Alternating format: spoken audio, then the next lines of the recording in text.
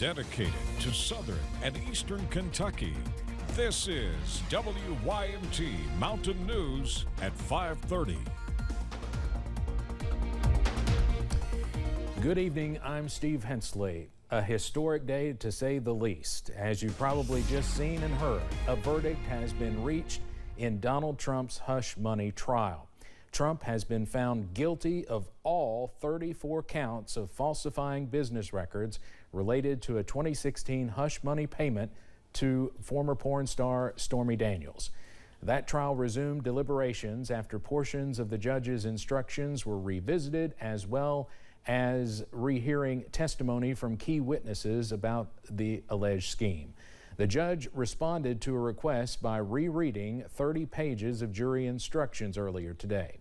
Now, former President Donald Trump becomes the first former U.S. president to be convicted of felony crimes, and there is a possibility the Republican presidential candidate could go to jail.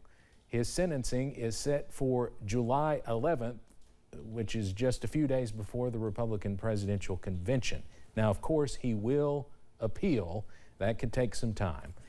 Now, there will be much more about this, of course, tonight at 6:30 on the CBS Evening News. The division among voters across the United States remains, for the most part, unchanged. President Joe Biden and former President Trump each receiving an average of 49% support across the latest surveys. Now, all this before today's verdict. The NPR PBS NewsHour Marist poll gives Biden a slight edge of 50 to 48% among registered voters. CNN's latest poll of polls found that averages released throughout the year have been consistent. The polls conducted find no clear leader. Robert F. Kennedy Jr.'s campaign has filed a complaint with the Federal Election Commission this week over the upcoming CNN presidential debate.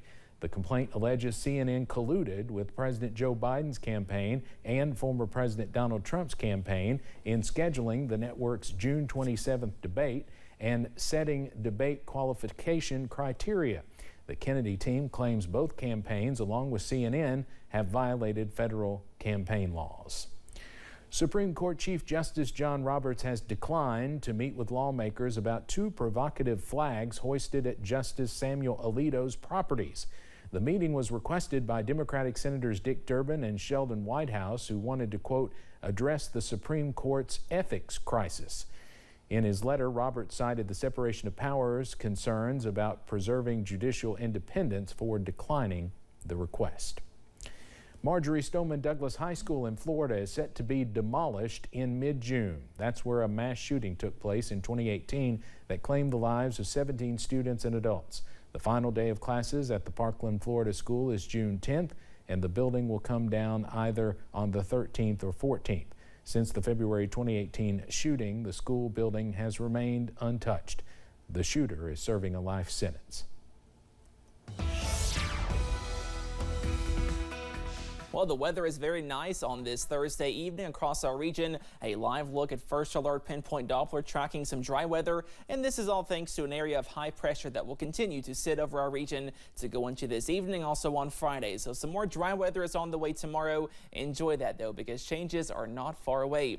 A live look from our studios overlooking parts of Hazard and Perry County, and you can see a few peaks of sunshine back in the distance. That current temperature also below average on this Thursday. We should be in the upper 70s, most of us right now in the middle to lower 70s, and a few upper 60s over in Southwest Virginia, up to 70 for Pikeville, 71 for Manchester, and 76 in Harlan, also in Irvin for Estill County at this hour. If you have those plans this evening, some more awesome weather is on tap. We stay dry under a mainly clear sky. Those temperatures not too bad. We see middle to lower 60s and some 50s to go into tonight, and most of us wake up in the 40s to walk out the door on Friday, but we see more 80s by this weekend. All those details coming up in just a few minutes. Steve? All right, Cameron, thank you. Kentucky has certainly had its share of severe weather during the past 2 months, whether that has come from tornadoes touching down or just straight line winds. But how does the National Weather Service determine the right cause of the damage? Meteorologist Ben Beddoes found out. Our area has been plagued by severe weather recently, last weekend being the most recent example. In order to declare what exactly happened during severe weather, The National Weather Service looks for certain things in their surveys. One of the first things that we look for, straight line wind versus tornado, is especially if we're dealing with trees, are the trees laid out, in a fanned out pattern? Are they all going the same way? That's more indicative of straight line wind damage. Whereas a tornado, the damage tends to be more convergent, concentrated on a point. Also tends to be more concentrated along a path. Jajarian said the tornado in Knox County was actually not obvious from the damage. It was actually video that was sent in to help confirm the tornado. Sometimes it's a combination of things, not only the evidence we're seeing on the ground, but from other perspectives like video, sometimes eyewitnesses. This differed than what was found in Mercer County earlier this week, as damage was caused by straight line winds there.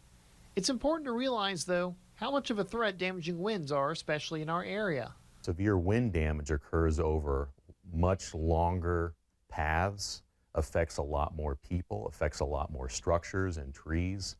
So realistically, it's as dangerous, if not more dangerous, in the fact that it occurs much more often than tornadic damage. So we want people to take every severe thunderstorm warning seriously. And while we had at least one tornado in our area from this past weekend, the lone fatality we had was not from that tornado.